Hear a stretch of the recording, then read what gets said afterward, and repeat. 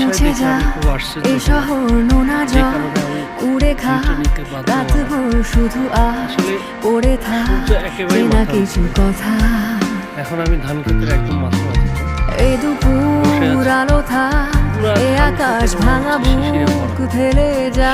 পরিহার শুধু ভুল ওরে যা হিসেবে খাতায় নিজের কাছে আরো একটু একটুখানি এত চমৎকার একটা